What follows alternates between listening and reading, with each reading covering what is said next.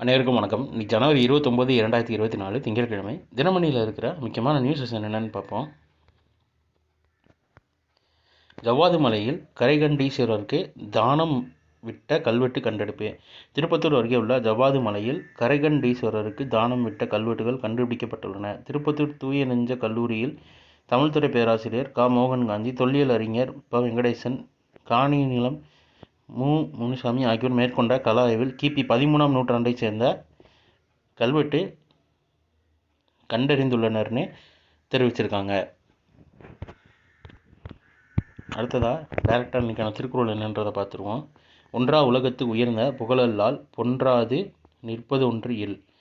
உயர்ந்த புகழ் அல்லாமல் உலகத்தில் ஒப்பற்ற ஒரு பொருளாக அழியாமல் நிலைத்து நிற்க வல்லது வேறொன்றும் இல்லை அப்படின்னு புகழ் அப்படின்ற அதிகாரத்தில் திருவள்ளுவர் சொல்லியிருக்காரு. அடுத்ததாக எக்ஸ்போசாட் திட்டம் அனைத்து ஆய்வு கருவிகளும் செயல்பாடுகளும் வெற்றின்னு இஸ்ரோ தெரிவிச்சிருக்காங்க. PSLV C-58 ராக்கெட்டின் 4ஆம் நிலையில் அனுப்பப்பட்டிருந்த 9 ஆய்வு கருவிகள் திட்டமிட்ட இலக்கை வெற்றிகரமாக எட்டி ஆய்வு நடவடிக்கைகளை மேற்கொண்டுள்ளதாக இந்திய விண்வெளி ஆய்வு நிறுவனம் இஸ்ரோ தெரிவித்துள்ளனர். விண்வெளியின் கருத்துளையை ஆய்வு செய்வதற்கான எக்ஸ்போசாட் செயற்கைக்கோள் PSLV C-58 ராக்கெட் மூலம் ஸ்ரீஹரிகோட்டாவிலிருந்து ஜனவரி 1ஆம் தேதி விண்ணில் செலுத்தப்பட்டது. அந்த செயற்கைக்கோள் திட்டமிட்ட பாதையில் நிலைநிறுத்தப்பட்ட பிறகு ராக்கெட் 4ஆம் நிலை PS4 பகுதி 350 கிலோமீட்டர் கீழே இறக்கப்பட்டு ஆய்வு நடவடிக்கைகள் தொடங்கப்பட்டன. அதில் 9 ஆய்வு கருவிகள்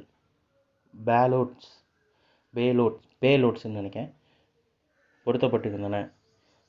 கேரள மாநிலம் திருவனந்தபுரத்தில் உள்ள விக்ரம் சாராபாய் விண்வெளி மையத்தில் தயாரிக்கப்பட்ட எரிபொருள் செல் சார்ந்த மின்னாற்றல் அமைப்பு fuel cell based power system கருவி உட்பட பல்வேறு ஆய்வு கருவிகள் இதில் இடம்பெற்றன தெரிவிச்சிருக்காங்க. அடுத்ததான் INSAT-3 DS செயற்கைக்கோளை விண்ணில் செலுத்த இஸ்ரோ தீவிரம்னு தெரிவிச்சிருக்காங்க.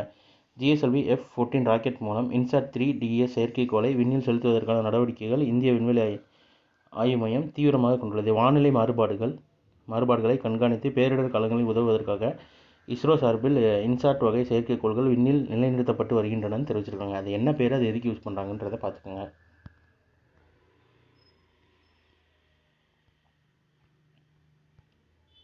அடுத்ததாக சாதித்தார் சின்னர் ஆஸ்திரேலியா ஓப்பன் முதல் கிராண்ட்ஸ்லாம் வென்றார்னு தெரிவிச்சிருக்காங்க.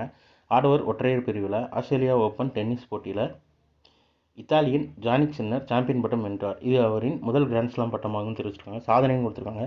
தனது முதல் கிராண்ட்ஸ்லாம் பட்டத்தை வென்றிருக்கும் சின்னர் ஆஸ்திரேலியா ஓப்பன் சாம்பியன்ஷிப்பில் முதல் இத்தாலி போட்டியாளர் என்ற சாதனையும் படைத்தார். மேலும் 1976க்கு பிறகு கிராண்ட்ஸ்லாம் பட்டம் வென்ற முதல் இத்தாலி வீரர் என்ற பெருமையும் பெறுகிறார் அப்படின்னு தெரிவிச்சிருக்காங்க.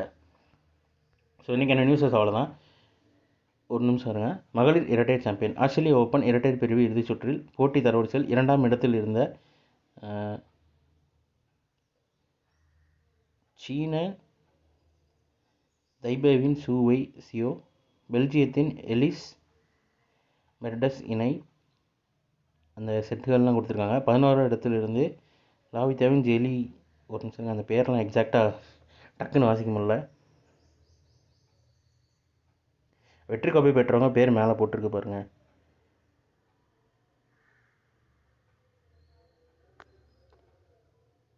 மெரிட்னஸ் CA அப்படின்றத கொடுத்துருக்காங்க.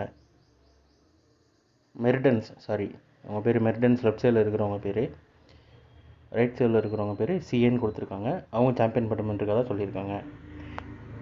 ஸோ இன்றைக்கி என்ன நியூஸஸ் அவ்வளோதான். இது ஒரு ஹேண்ட் ரிட்டன் PDF கீழே டிஸ்கிரிப்ஷன் லிங்க்கில் கொடுக்குறேன். வேணுறவங்க யூட்டிலைஸ் பண்ணிக்கோங்க. இது ஒரு ஷார்ட் விஷயம் வந்து கரண்ட் அஃபேர் நம்ம சேனலில் இருக்குது. வேணுறவங்க அதை யூட்டிலைஸ் பண்ணிக்கோங்க. ஸோ மேலும் இன்னொரு நியூஸில் சந்திப்போம்.